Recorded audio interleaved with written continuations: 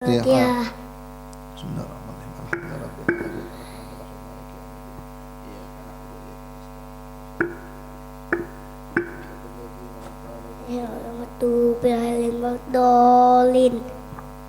Bismillahirrahmanirrahim. Allahumma inni atatu bidarbil la tuluhu ma sya Allah kufluhu la ilaha illallah babuhu Muhammadur Rasulullah sallallahu alaihi wa alihi wasallam sakuhu la hawla wa la quwwata illa billahil aliyyil azim.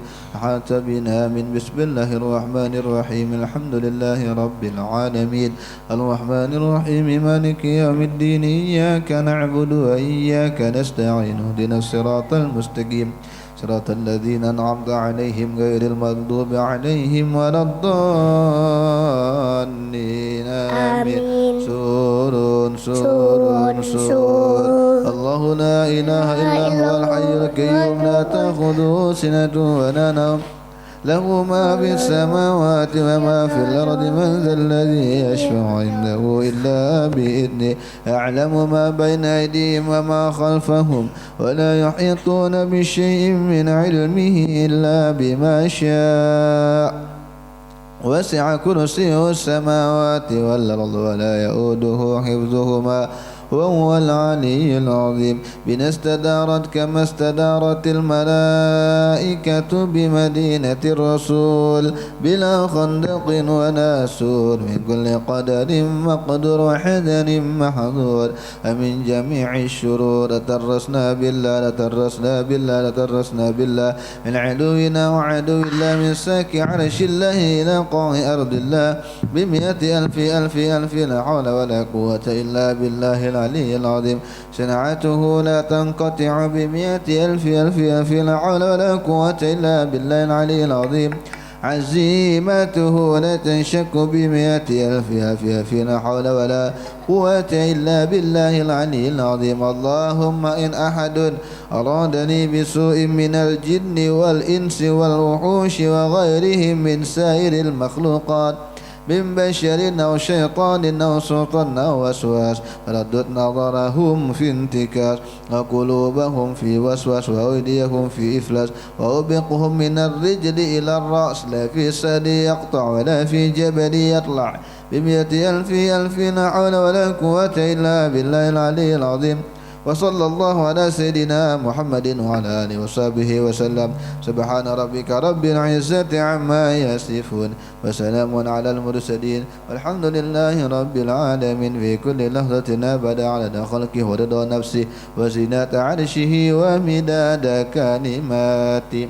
اللهم صل على سيدنا محمد طب القلوب ودوائها وعافية الأبدان وشفائها ونور الأبصار وديائها وعلى آله وصحبه وسلم. اللهم صل على سيدنا محمد طب القلوب ودوائها وعافية الأبدان وشفائها ونور الأبصار وديائها وعلى آله وصحبه وسلم. اللهم صل على سيدنا محمد طب القلوب ودوائها وعلى آله وصحبه وسلم. Astaghfirullahaladzim alladzi la ilaha illa huwal hayyul qayyum wa atubu ilal Fatiha ila sayyidina wa habibina rasulina Muhammad ibn Abdillah wa ala alihi washabihi kiram wa azwajihi wa dzurriyyatihi wa ahli baitihi wa kullu muallimina wa li jami'il mu'minina wal mu'minat wal muslimina wal muslimat wa ila syekh wa murabbir Syekh Masyar wa Suri al-Banjari wa ila sayyidina Habib Abdullah bin Abdul Qadir ala Syekh Muhammad al-Idrus wa li jami' masyayikhina aina ma kanu khususan ila muallif hadzal kitab Sayyid Hasan bin Ahmad bin Muhammad bin Sadim al-Ghazali Habib Said bin Ibrahim bin Said bin Sumaid على أن الله يغفر لهم ويرحمهم ويعلي درجاتهم في الجنة وينفعنا بهم أسرارهم وأنوارهم وعلومهم ونافعة في الدين والدنيا والآخرة وعلى كل نية صالحة وعلى كل ما نبي سلف الصالح بنية القبول وتمام كل سور ومعمول إلى حضرة النبي محمد صلى الله عليه وسلم الفاتحة بسم الله الرحمن الرحيم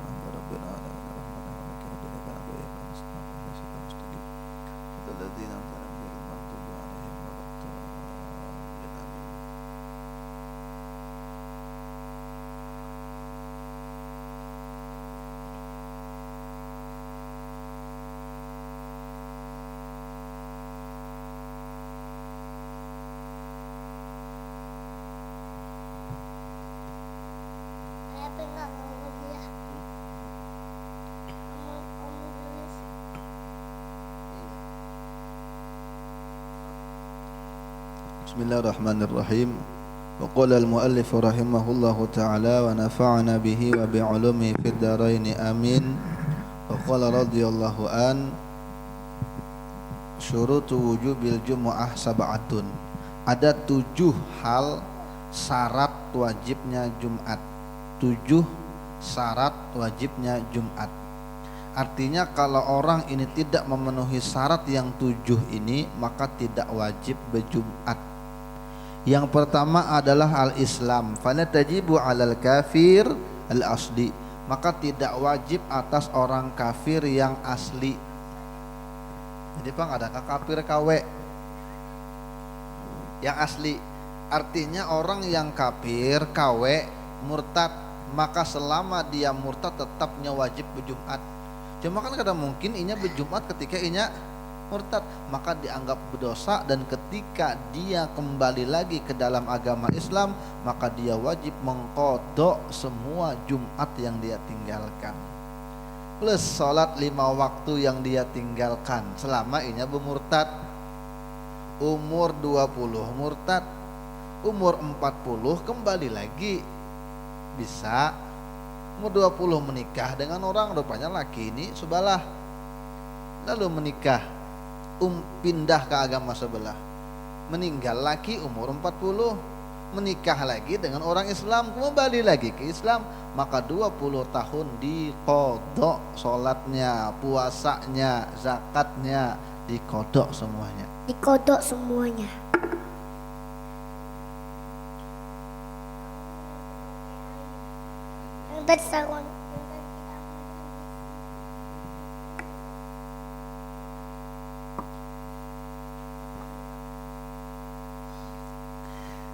Yang kedua adalah balik. Fala tajibu 'ala shabi, dan tidak wajib atas anak-anak itu berjumat, tapi sah dia berjumat kalau dia mumayyiz. Mumayyiz itu sudah bisa membedakan mana duit habang, mana duit biru. Mumayyiz dah tuh. Kalau yang kini kan masih belum tahu nih. Beri 50, beri 100, mungkin bisa mengambil 50. Mungkin. Atau beri 100, beri 10.000 3, mungkin mengambil 3, 10.000 banyak. Itu belum mumayyiz. Tapi kalau sudah mengerti, bisa membedakan baik dan buruk, mana yang lebih baik, mana yang baik, maka itu mumayyiz, bolehnya berjumat, tapi tidak wajib. Apabila anak itu dikatakan wajib kalau laki-laki ketika dia bermimpi basah, kalau perempuan ketika dia menstruasi. Tapi ada orang yang kadang mimpi basah, ada juga orang yang tidak haid. Maka kalau tidak ada haid sampai umur 15 tahun dalam hitungan hijriyah, haid tidak haid dianggap balik. Yang laki-laki begitu juga. mimpi basah atau tidak mimpi basah, berubah atau tidak suaranya, kalaunya 15 tahun dihitung balik 15 tahun. Tapi kalaunya 13 tahun sudah haid, maka dihitung balik. 13 tahun sudah mimpi basah, dihitung haid ya, itu balik. Yang kedua, ini berakal, maka tidak wajib bagi orang gila dan tidak sah. Yang keempat, dia orang merdeka. Nah, ini harus kita bahas karena hari ini ada orang yang budak, rata-rata merdeka semuanya. Nah, kecuali mungkin bisa kita ambil, mungkin kita ambil ini orang yang di dalam tahanan. Kayak apa jar orang napi pidana tuh sembahyang Jumat, maka di situ kada boleh keluar. Kalaunya dibuka berjumatan kada boleh lagi. Ya, maka dikiaskan dengan ini bisa jadi karena ini terkekang. Kalaunya berjumat pang di situ boleh aja kalau ada yang bisa. Kalaunya ada yang bisa, ada di khatib jadi imam. Kalaunya kada bisa, suruh imamnya maampar depan sel situ. Jadi makmum dengan imam tahalang sel boleh aja. Atau memang ada masjid yang dekat dari situ. Dan kebetulan memang penjara itu di belakang masjid posisinya. Selama 150 meter kurang lebih masih boleh. Atau kalau mendengar aja, apalagi ada TV-nya, boleh aja karena ini keadaan darurat buat orang yang dalam penjara. Tapi kalau berjuhur pang boleh aja karena kada bisa keluar. Kalau keluar pun berbahaya, bisa larian. Maka boleh ini berjuhur di situ. Karena mungkin pertimbangannya yang gini. Kalau ada yang bisa, maka dirikan sembahyang dalam situ. Kalau tidak ada yang bisa, imamnya bisa berparak, imamnya berparak. Kalau imamnya kada bisa berparak, kebetulan ada masjid di dekat situ, maka silakan yang di dalam mengikuti dalam masjid boleh. Ada kaulnya mengatakan boleh. Tapi kan jauh banget jaraknya 300 meter. Ya dalam keadaan seperti itu boleh kita memakai pendapat yang memang membolehkan darurat. Yang kelima, laki-laki maka tidak wajib, perempuan tidak wajib juga atas khunsa bencong asli. Bencong asli emang bisi 2 ganda. Maka ada orangnya dulu pernah kejadian dulu dikisahkan dalam kitab Nurul Absor. Nah, ada kitabnya di situ. Jadi ada kisahnya laki menukarkan bini budak hadiah. Menukarkan bini budak, membelikan bini budak. Rupanya budak ini digauli oleh lakinya, ini halal, boleh aja. Jadi laki ini menghamili budak, hamil. Tapi entah kemana mungkin lakinya keluar, si budak ini apa bahasa kitanya terangsang pengen manu bininya. Akhirnya bininya hamil, budaknya hamil. Si budak dihamili dan dia menghamili. Dihamili dan menghamili. Kayak apa kasusnya budak ini? Yang hukum kan hukum, ini menghamili hukum. Tapi bagaimana statusnya? Dia laki-laki kah? Bini kah? Yuk.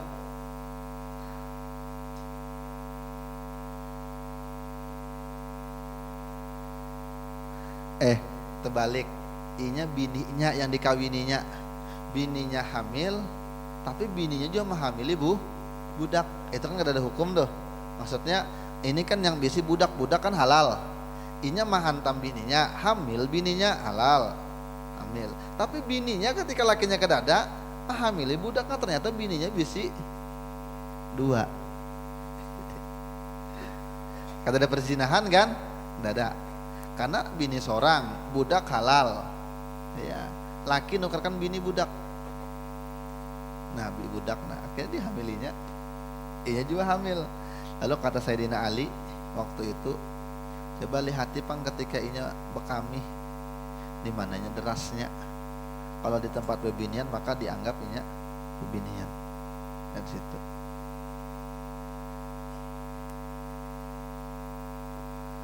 Maka perempuan bencong asli itu tidak wajib berjumat tapi sah ya, boleh aja. Apalagi tapi kalau di sini ngalih pang bebinian kan terkadang supan lah menyorangan di situ, maka lakian ini umpat di belakang. Tapi kan kalau rumahnya di belakang masjid bang, di situ kita ala qobah hadap kiblat ke sana. Rumah yang di belakang masjid itu mau umpati dibukanya pintu, bukanya jendela. Apabila imam sembahyang juanya, imam berkhutbah negarkan juanya, maka umpat dalam rumah aja yang ada jauh jaraknya. Lewat dapur misalnya belangkah paling 10 langkah sampai ke belakang masjid, maka sahnya berjumat di rumah. Kalau misal perlu ke berjuhur lagi dosa. Karena dia sah, ketika Jumat sah maka juhur tidak wajib lagi. Sah tapi tidak wajib. Artinya ketika memang perempuan tuh 40 berkumpul di situ tetap kada usah berjumatan. Kenapa? Karena tidak cukup syarat Jumat 40. Kalau harus baru wajib Jumat. Nah, 30 laki-laki, 10 perempuan, maka berjuhur aja. Karena kada dianggap cuma sah. Yang kelima ini laki-laki tadi. Yang keenam, sehat maka tidak wajib bagi orang yang sakit. Yang berat atasnya itu hadir, seperti susah berjalan dalam hujan lagi harinya. Nah, kalau inya hadir setelah itu fala yajuzu lahul insiraf, maka tidak boleh berpaling. Fa idza hadara ba'da zawali fala yajuzu lahul insiraf illa idza syaqqa alaihi al-intidhar musyaqqatan syadidan.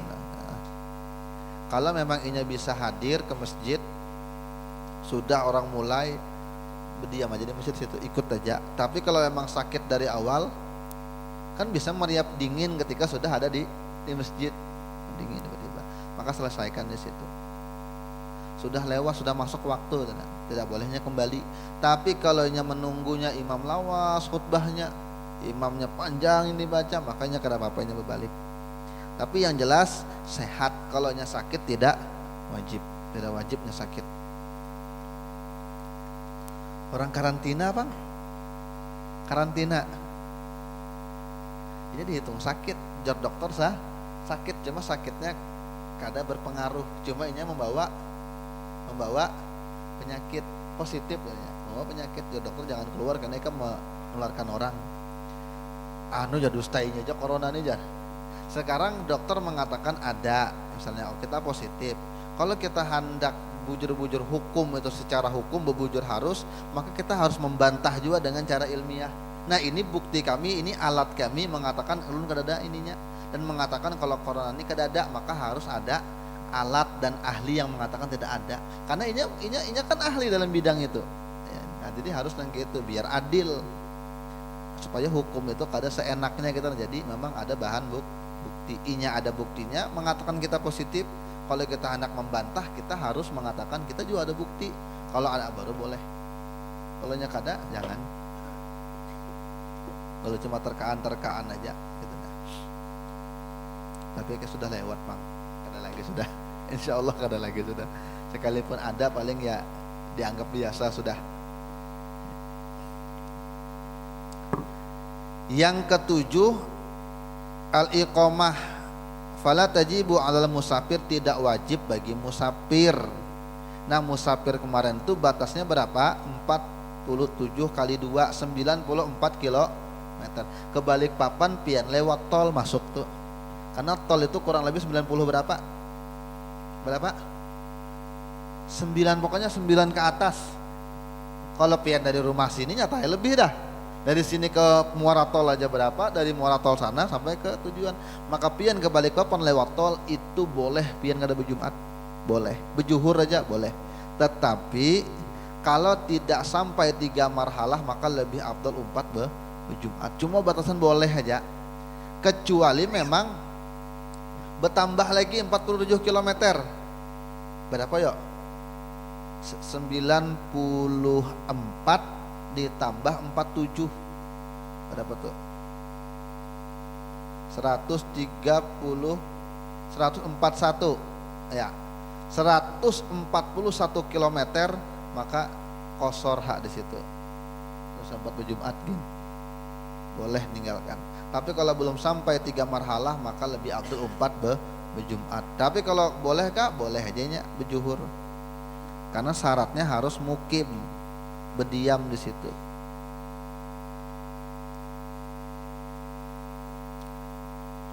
Ini luar rasa cukup. Kemudian pembagian manusia di dalam hadirnya Jumat, berjumat. Ada orang yang wajib berjumat dan sah dan dia dihitung sebagai ahli Jumat. Siapa dia? Penduduk asli. Penduduk asli ini yang jelas ya orang asli. Kalau hanya orang mukim kan ini tidak ada keinginan untuk tinggal di situ, itu mukim namanya. Contoh, yang namanya mukim ini misalnya tempat kita habaib yang datang dari Hadramaut. Memang tidak niat tinggal di sini, cuma memang diundang orang ke Samarinda di sini malam Rabu karena malam Minggu misalnya di situ, malam sana Guru Udin, putar-putar Habib nih. Lebih 4 hari berniat sudah, jadwal sudah seminggu lebih. Orang yang dikatakan mukim itu ketika ada orang berniat tinggal di satu daerah 4 hari. Ulangi, orang itu dikatakan inya mukim ketika masuk ke kampung orang berniat lebih dari 4 hari. Berniat, aku pokoknya tinggal di situ lebih 4 hari, maka dihitung mukim.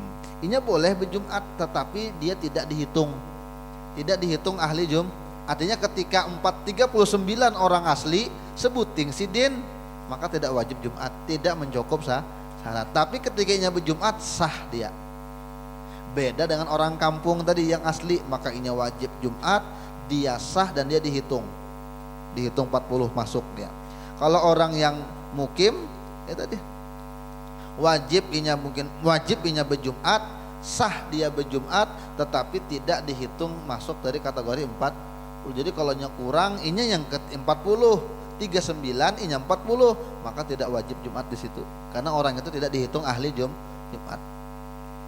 Ada lagi yang ketiga, orang yang wajib atasnya berjumat tapi tidak sah dan tidak dihitung orang murtad. Artinya tetap wajib sembahyang Jumat orang murtad. Makanya jadi kalau dia tidak Jumatan dia berdosa, kalau dia sholat Jumat dia tidak sah, tapi tetap wajib. Nih itu ngalihnya. Coba namanya si malakama. Ya kalau tidak ikut Jumat berdosa, ikut Jumat tidak sah. Coba serba salah. Kalau gitu 4 aja berjumat. Tapi kalau inya kembali ke Islam, inya wajib mengkodok semuanya. Nah itu ngalihnya, itulah hukuman orang murtad, naudzubillah. Dan Allah jaga keimanan kita berataan, anak cucu kita dijaga aja mudah-mudahan. Yang keempat, orang yang tidak wajib Jumat tapi sah dan dihitung orang sakit tapi orang asli di situ. Kayak kita nih bang, orang asli di sini. Tidak ada bang yang pendatang yang bujur-bujur cuma sekedar ingin berjalanan aja di sini. Nah misalnya mukim itu keluarga kita di Banjar, keluarga dari Banjar atau dari Jawa datang ke sini, aku tinggal di sini seminggu. Kenapa? Pengantinan keluarga. Nah ketika dia sudah berniat lebih dari 4 hari, maka dia boleh dia berjumat, bahkan wajib berjumat dan sah berjumat, tapi tidak dihitung yang 40 tadi. Nah ini kan wajib Jumat ketika orang berkumpul 40. Ada lagi orang yang tidak wajib berjumat tapi sah dan tidak dihitung orang musafir, hamba dan anak kecil yang mumayyiz dan perempuan. Tidak wajib tapi sah dan tidak dihitung. Ada lagi yang keenam, tidak wajib dia berjumat, tidak sah dan tidak dihitung orang kafir tadi.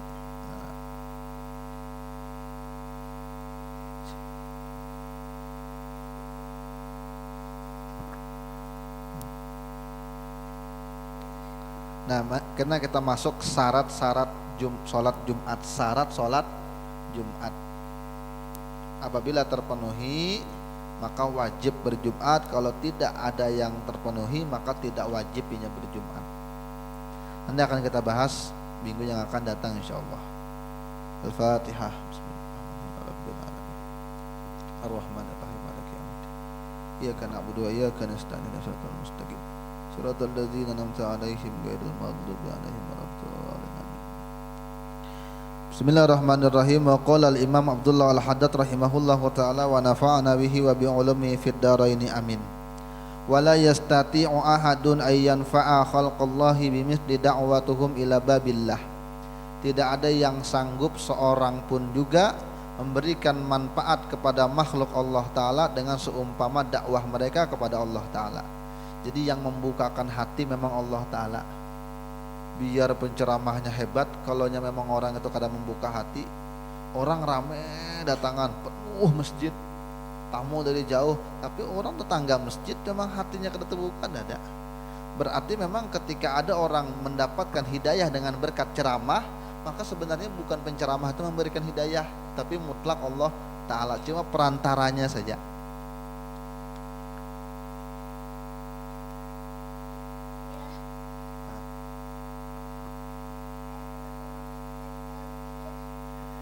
Dan kata beliau, tidak ada yang sanggup salah seorang pun memberikan manfaat kepada makhluk Allah dengan seumpama dakwah mereka kepada Allah. Maksudnya memang makhluk memberikan manfaat, tapi secara hakikat tidak. Tetapi kan yang berlaku adalah zohir. Maka secara zohir tidak ada yang lebih manfaat ketimbang para pendakwah. Tidak ada yang lebih manfaat ketimbang para pendakwah.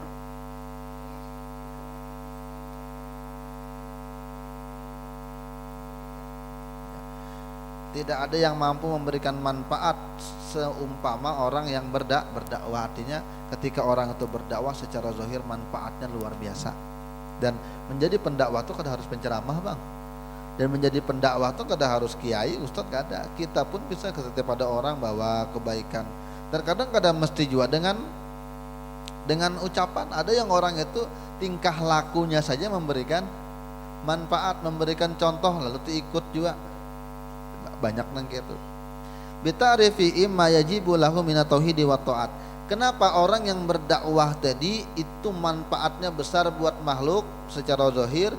Karena dengan sebab adanya mereka lah yang mengenalkan kepada makhluk apa yang wajib bagi dirinya daripada tauhid dan ketaatan.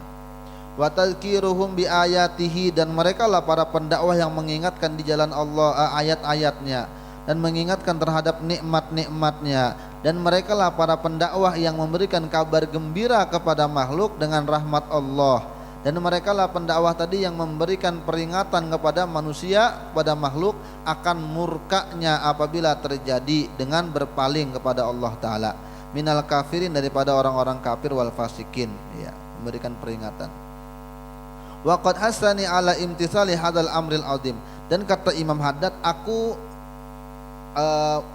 hasil peganganku, kenapa aku bikin kitab ini, semata-mata menjunjung ini perintah yang sangat besar dan menguatkan kegemaranku untuk mencari kepada janji Allah yang maha mulia yang terjadi di dalam ayat dan khabarnya Nabi, allati dzakartuha wa ma fi ma'naha, yang sudah aku sebutkan.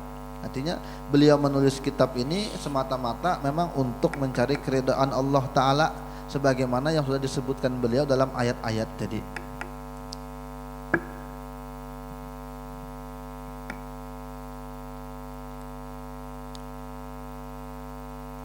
Soalun min ba'di sadah, dan juga kenapa kitab ini ada? Karena memang diminta oleh sebagian para pembesar ketika itu, para ulama. Shadiqu fil iradah, dan mereka benar di dalam keinginannya. Saliku li sabili sa'adah, mereka berjalan di jalan kebahagiaan. Iltamasa minni an aktuba lahu wasiyatan yantafi'u biha. Dan aku memang dari itulah aku memang berterjun menyengaja untuk menulis baginya itu wasiat yang bermanfaat. Dan memang Imam Haddad ini manfaat bukan hanya kepada kitab-kitabnya, murid-muridnya, anak-anaknya semua barokah. Jadi memang para waliullah itu ada yang diberikan sir hanya melalui murid-muridnya saja, tapi karangannya kada banyak. Kasih mengarang kitab cuma kayaknya orang kada banyak membaca, tapi murid-muridnya luar biasa. Ada juga emang muridnya kada terlalu cuma memang karangan kitabnya manfaat. Ada juga mungkin muridnya biasa saja, kitabnya biasa saja, cuma anak-anaknya alim-alim. Ada juga Imam Haddad ini berataan. Imam Haddad itu. Fa'ajabtuhu ila dzalika, maka ketika ada yang meminta nasihat, meminta tuliskan kitab sagin ini untuk masalah akhirat, maka aku kabulkan dari sidin. Semata-mata hanya ingin menjunjung perintah dan mendapat keberuntungan, yaitu berupa pahala dengan pahala. Wahiyya ma'unatullahi ta'ala, dan itu bantuan Allah Ta'ala. Wa ayyakuna subhanahu fi hajati ala wafqi ma akhbara bihi rasuluhu anhu fi qoulihi alaihi salatu wassalam. Man kana fi hajati akhi kana Allah fi hajati. Jadi kata beliau, aku juga menulis kitab ini, pembukaan masih nih. Aku juga menulis kitab ini, mudah-mudahan Allah kabulkan hajatku karena mengkabulkan hajat orang yang hendak minta tulis kitab. Kami ini hendak nasihat ya orang-orang ketika itu. Ayo ajar sini aku tuliskan kitab.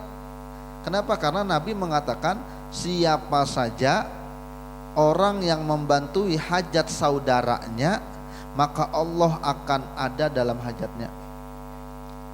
Siapa yang membantui hajat orang lain, maka Allah yang membantui hajatnya. Makanya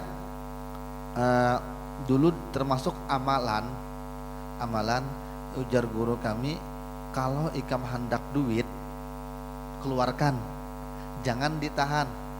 Makanya di antara biasa memang terkadang bisa aja, terkadang tak amalakan itu. Kalau duit mau habis jangan ditahan-tahan. Justru ketika duit mau habis berikan ke orang. Tapi si saya bang lagi makan di rumah ya, maka akan berbalikinya. Karena Nabi pun mengatakan siapa yang membantui hajat orang lain, maka hajatnya Allah yang urus. Orang tuh minta bantuan, minta pertolongan. Ketika kita punya permasalahan, orang yang kita perhatikan, maka keluarganya diperhatikan. Dan ini terjadi dengan banyak para ulama kita. Kenapa para ulama kita itu anak-anaknya banyak yang jadi ulama juga? Karena dengan anaknya kita heran-heran. Ini mengajari anak orang, anak seorang ada terperhatikan.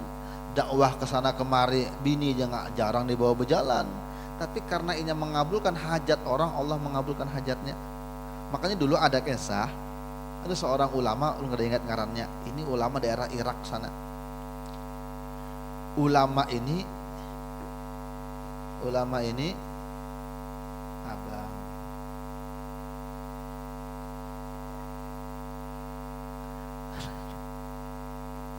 Ulama ini punya santri yang banyak. Setiap waktu dengan santrinya, dan untuk anaknya hanya waktu yang sisa. Kalau kita kan penting anakku dulu, anak orang kan dulu, anak seorang dulu nyata gitu ya. Kalau sidin gak ada anak orang dulu, hanya anak seorang, gampang aja belajari. Kenapa? Karena orang tuh kasihannya jauh-jauh datang dari luar daerah datang, maka anak orang dulu dahulukan. Ternyata ketika semua sudah tua, ternyata nang jadi memang anaknya juga paling ganal. Jadi ulama besar lebih lagi daripada murid-muridnya. Padahal waktu lebih banyak dengan muridnya. Kenapa? Keberkahan menolongi hajat orang lain. Keberkahan menolongi hajat orang lain. Dosa yang itulah di antara manakibnya Habib Umar. Ada ya, ini dikisahkan Habib Mundir, itu masyhur kisahnya. Ketika awal-awal Darul Mustafa itu berdiri, mungkin belum ada malah santri-santri pertamanya Habib Umar ya, kayak Habib Jindan, Habib Mundir. Itu musim dingin di Yaman, musim dingin. Akhirnya semua dapat selimut, kecuali ada satu orang yang tidak dapat selimut. Kawan tidak dapat selimut. Lalu akhirnya Bepurunai bilang sama Habib, ulun kada dapat selimut. Nggak lama keluar selimut, tapi berbau hancing. Kalau kita kan apa nih bau hancing, hancing. Iya, tidur aja namanya hari dingin, pian. Kalau subuh itu mungkin bisa 11 derajat, 10 derajat lebih dingin daripada AC. AC kan paling tinggi 16. Iya, ini bisa 5, 6, 7 derajat bisa subuh itu dingin. Ternyata pas keesokan paginya ditanyai, ternyata anak Habib kada berselimut. Diunjuk ke murid, lebih sayang murid daripada lawan anak. Dan itu memang kada 1-2 kisah itu. Ada malam tadi udah nonton video, ada seorang Habib di Indonesia ini, muda, Habib gaul, berdakwah dengan anak muda, belepis. Cuma orang banyak ketujuh. Ini menceritakan abahnya, aku dulu sakit hati dengan abah itu jadinya, bahasa kitanya. Kenapa? Abah itu malam jam 11 hanyar, karena boleh ke rumah ngetik, ini macam-macam. Tapi kita keluarganya kita herani jadinya. Tapi wah ini mungkin anak yang dididik-didiknya itu, muridnya tuh kalah alimnya dengan anaknya seorang. Padahal anaknya. Tapi memang barokahnya nang gitu. Orang yang membantu hajat saudaranya, maka Allah yang membantu hajatnya. Wallahu fi aunil abdi maka al abdu fi auni akhihi. Allah selalu menolongi hambanya selama hamba itu menolongi saudaranya. Makanya ujar Sidin yang nonton video itu, ujar Sidin, harga dirimu itu terlalu rendah kalau hanya untuk mengurusi dirimu sendiri. Ya Sidin, harga diri itu terlalu rendah kalau hanya mengurusi diri sendiri. Wa ana astagfirullah, dan aku meminta ampun kepada Allah, wala aku, dan tidaklah aku mengatakan innan niyati fi wati hadhihi risalah maksuratun ala hadhil maqasid al hasanah ad-diniyah. Dan kata beliau, aku tidak mengatakan bahwa maksud tujuanku menulis kitab ini hanya semata-mata ini, tapi aku minta lebih dari Allah Ta'ala. Kaifa, bagaimana mungkin, wa ana a'lamu ma inni minasyahawat al-khafiyah, mana mungkin, karena aku tahu aku ini manusia kan, karena punya syahwat yang tersembunyi. Terkadang kita nih manusia nih, sebaik-baiknya manusia, namanya bukan nabi, mungkin terselip aja mungkin syahwat yang kecil. Nah, ada aku nih ikhlas saja aja, cuma mau ambil kesempatannya juga di situ, bisa juga nang gitu, ikhlas saja. Aku biar kada dibari kada apa juga. Nah, tapi ketika dibari di situ anunya tujuan hati itu kadang syahwat yang halus. Makanya beliau juga mengatakan aku takut juga, dan aku kadawannya bang mengatakan wujudillahi ta'ala, karena bisa aja mungkin terselip syahwat yang kecil yang aku kada sadar. Dia bagus presiden alat nulis kitab. Wal hududun nafsiyah, dan apa ini nafsu mengambil ada juga terkadang. Wal iradatid duniawi, dan terkadang ada juga kehendakan dunia, ada semata-mata kehendak dunia. Wama abri'u nafsi, dan aku tidaklah berlepas dengan diriku. Inna nafsa la wama abra'un nafsi, inna nafsa la ammalatu bisu, karena sungguhnya nafsu itu selalu memerintahkan kepada keburukan. Illa ma rahima rabbi, kecuali sesuatu yang Allah memang menyayangi Tuhanku. Artinya kecuali memang yang telah disayangi oleh Tuhanku. Jadi nafsu itu memang bahaya. Orang yang bisa melawan nafsu itulah orang yang disayangi oleh Allah Ta'ala. Inna rabbi ghafurur rahim. Wan nafsu aduun, nafsu itu adalah musuh. Wal adu la yu'min, sedangkan musuh itu tidak dapat dipercaya. Nafsu adalah musuh, dan musuh tidak dapat dipercaya. Ya tadi terkadang diri kita ini kadang menipu, terkadang kita berbalik dengan dalih agama bisa nang gitu. Ada apa-apa aja ke sana mencari pahala, sekaligus mencari pahala sana aja. Padahal mencari muha. Cuma mungkin karena gawiannya bagus, memang orang dipandang orang bagus, jadi menyelajorai. Jadi dalam hati terhalus ada bisikan syahwat, tapi ditutup-tutupi oleh keinginan hati yang biasa. Nggak apa-apa, yakinkan aja hatimu ini ikhlas saja, insya Allah nggak apa-apa. Gitu. Itu bahaya memang. Makanya memang minta tolong dengan Allah Ta'ala. dan kada mungkin dipercaya nafsu itu karena ini musuh. Makanya kada apa-apa kali ini aja kita menggawi, pasti esok-esoknya minta laginya nafsu itu. Bal hiya a'daul a'da, bahkan nafsu itu sepaling musuhnya musuh, sepaling besarnya musuh. Kama qala Rasulullah sallallahu alaihi wasallam, a'da aduwika nafsuka allati baina jambaik. Sepaling besarnya musuh kamu adalah diri kamu sendiri, yang ada pada diri kamu sendiri, diri kita. Iya. Makanya alangkah indahnya ada orang yang mengatakan ta'arrab nafsaka la ta'man gawa ilaha. Kamu harus kenali nafsu kamu, diri kamu, dan jangan kamu percaya dengan nafsu kamu dengan segala tipuan-tipuannya. Pan nafsu akhbasu min sab'ina syaitonan. Nafsu itu lebih buruk, lebih kotor ketimbang 70 syaitan nafsu. Katanya bulan Ramadan setan di penjara, kenapa ada orang mencuri? Ya nafsunya. Ada aja yang ada aja yang gini, ada aja yang melakukan yang kada baik, ada aja yang memukul orang, ada yang berkelahian. Dia nafsunya, setannya mungkin di penjara, tapi nafsunya ada. Nafsu ini yang dikader dengan setan, dikadernya, dididiknya. Karena ketika inya kada kawa apa-apa, nafsunya jalan aja. Bahaya nafsu.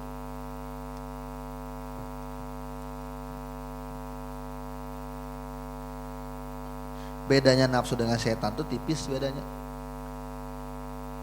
Tapi ada bedanya. Setan itu kalau dia tidak berhasil, dia akan cari cara lain. Kalau tidak berhasil juga, dia cari yang lebih rendah lagi. Itu setan. Contoh,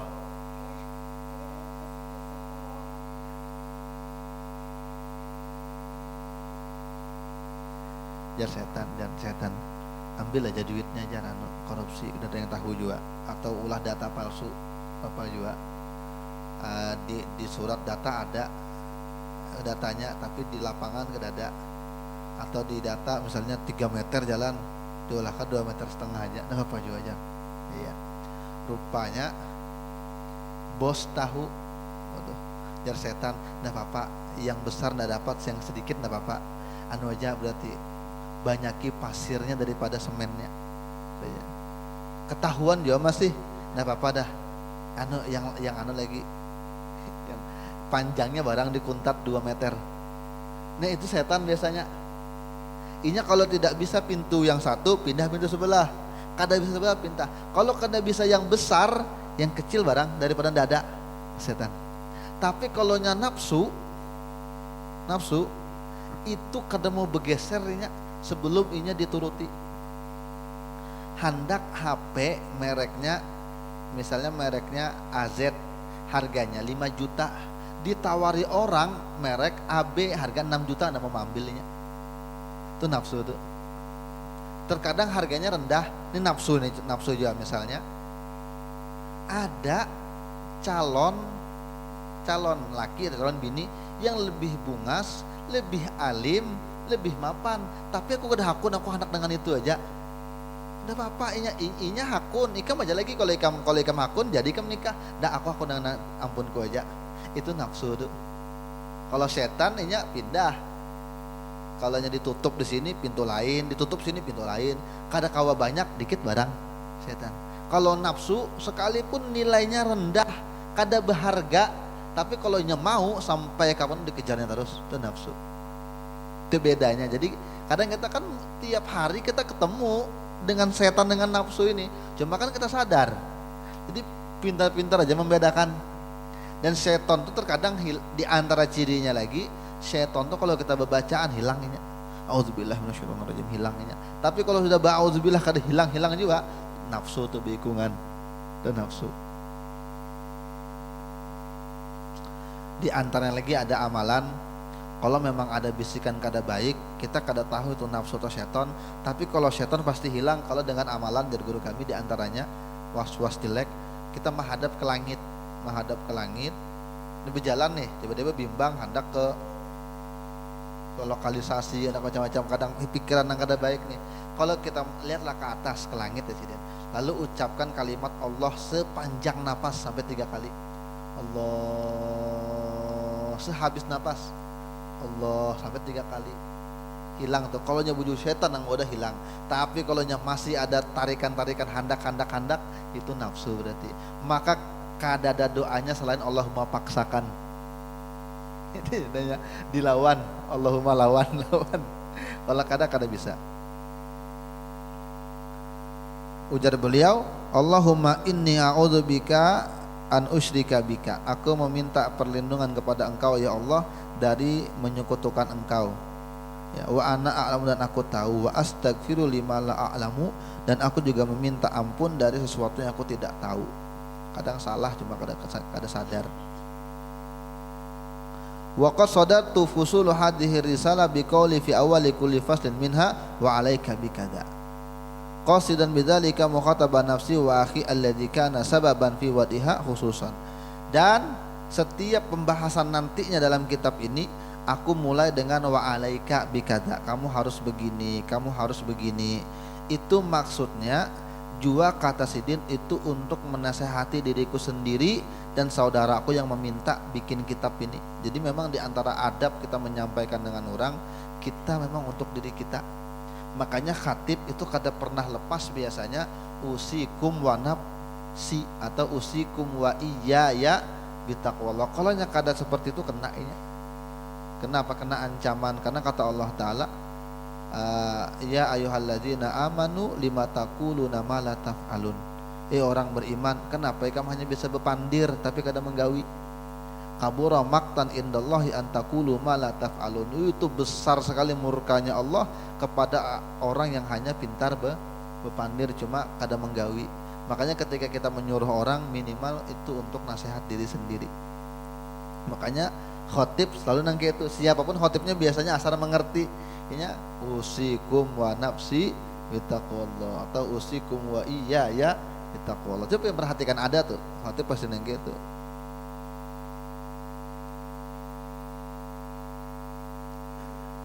Dan untuk semua orang beriman, semua orang Islam. Dan ini kalimat yang terjadi dalam hati secara berbicara. Wa anju biha insyaallah taala min at-taubih wal wa'idil waridin fi haqqi may yaqulu wa la yaf'al. Dan aku akan selamat insyaallah dari kejelekan dan ancaman yang datang kepada orang yang hanya pintar bepandir cuma tidak mengerjakan. Wa yu'allimu wa la ya'mal, hanya mengajar tapi tidak mengamalkan. Li anni idza khatabtu nafsi biqauli wa 'alaika dalla dzalika 'ala annaha lam tatahaqqaq bil amali bima 'alimtu. Ini Sidin, sekelas Sidin aja merasa masih kalau kada pantas nasihati orang, apalagi sekelas kita. Wa 'ala anni lam azala ahasuha al istimali ma tadu ilaihi wa bidzalika yazulu talbis al mu'minin wan nisyanu lin nafsi alladhi wasafahu Allah taala bihi man la yaqilu fi qawlihi atamuruna an-nasa bil birri wa tansawna anfusakum wa antum tatluna al-kitab afala taqilun. Ya Quran, apakah kamu hanya menyuruh orang untuk melakukan kebaikan tapi kamu sendiri melupakan diri kamu? Kamu baca kitab tapi kenapa kamu kada berakal? Sindiran buat orang-orang Yahudi, cuma untuk kita juga karena ayat Quran. Ada dulu orang yang paham kalau Nabi itu bujur, Nabi itu bujur paham, tapi dia tidak mau ikut dengan Nabi. Tapi setiap ada keluarganya Islam, nah apa kamu ikut aja Muhammad, aku tidak usah, ikut aja. Nah turunlah ayat ini, ya Allah Ta'ala, apa kamu nyuruh manusia aja tapi kamu melupakan diri kamu, padahal kamu tahu kenapa kamu begitu, tidak ada akalnya kamu nih. Bahasa kita aja, bahasa Qurannya. Wa minal wa'idil warid fi haqqi may yaqulu wa la ya'lamu fi qawli rasulih yu'maru bil alim ila nari fatandaliku aqtabu batnihi fayaduru biha fin nar kama yadurul himar bir raha. Nah, ini yang membahayakan. Nah, fayajtami'u alai ahlun nar fayaqul ma balul ab'ad qad adana ala ma bina fayaqulu innal ab'ada kana ya'muru bil khair wa la ya'tih wa yanha 'anil syarri wa ya'tih. Karena jadi di hari kiamat nanti ada orang yang sangat alim, bisa saja tuh tuan guru, bisa juga tuh kiai, pokoknya ustadz, pokoknya orang alim. Nanti di hari kiamat apa? Dibawa ke neraka. Lalu ususnya terkeluar.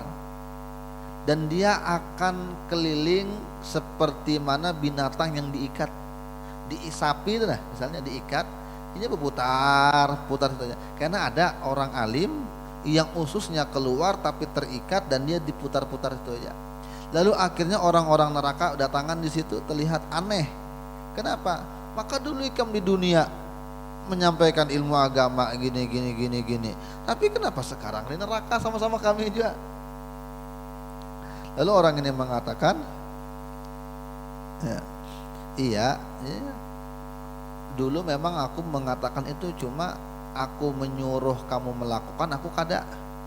Aku melarang kamu melakukan, aku melakukan. Maka ini balasannya. Makanya sebelum orang jahil masuk neraka, orang alim duluan yang masuk neraka. Tapi orang alim yang bertentangan dengan yang dia pandirkan. Nah ini bahayanya. Tapi lebih baik juga inya daripada inya kada sama sekali. Inya berilmu, cuma kada menyampaikan. Inya menyampaikan, cuma kada mengamalkan. Lebih baiknya menyampaikan, dapat orang manfaat. Barangkali mungkin ada rahmatnya karena di situ. Ya. Di antara rahmatnya maka dan ini juga ini pengalaman ulun dan ini pian bisa terapkan. Kalau pian bisa anak di pondok pesantren, maka pian suruhi ketika inya bulik. Contoh, biasanya orang itu bisa karena ada beban. Ikam naklah kalau nya bulik dari pesantren, ikam harus imam di masjid. Karena kalau nya kada bisa lagi minimal karena ikam baca doa haul di rumah, karena mahaul arwah nenek, jangan lagi nge orang ikam baca doa. Jadi inya bulik takutan kalau inya belum hafal doa haul, maka mau kada mau inya menghafali. Itu diantaranya. Ya. Ini kan sebenarnya kalau orang kada ikhlas menyampaikan, minimal inya bisa.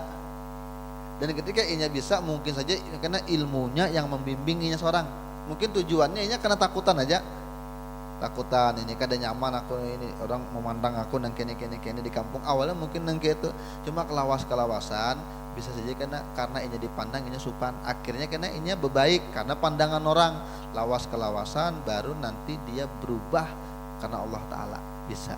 Makanya ketika ada yang punya ilmu, sampaikan saja, sekalipun mungkin belum mengamalkan. Makanya niat paling baik niat untuk diri sendiri. Bahkan Nabi mengatakan, aku ketika malam Isra wal Mi'raj itu, aku melihat ada sekelompok orang yang dicakar-cakar bibirnya ya dengan gunting daripada neraka. Aku katakan, siapa kalian? Lalu kata orang itu, kami hanya menyuruh aja kebaikan, tapi kami kada menggawi. Kami melarang dari kejahatan, kami melakukan. Dan ini bukan hanya kiai bang, ini ya hadis kiai. Jadi untuk ustadz ya ada, untuk kita juga, kita menyuruh anak terkadang, ayo sembahyang, ayo belajar, kitanya kada belajar. Kan kebaikan juga tuh. Datang ya ke sana, ini bu undangan tuh, kasihan ini dulu bantuin ini, tapi seorang kada mau datang. Ini nah, makanya bahaya juga menyuruh orang itu kalau memang kita kadang menggawi, bahaya. Kecuali kita niat dulu untuk diri sendiri. Dan panjang lagi lah. Intinya ini pembukaan. Karena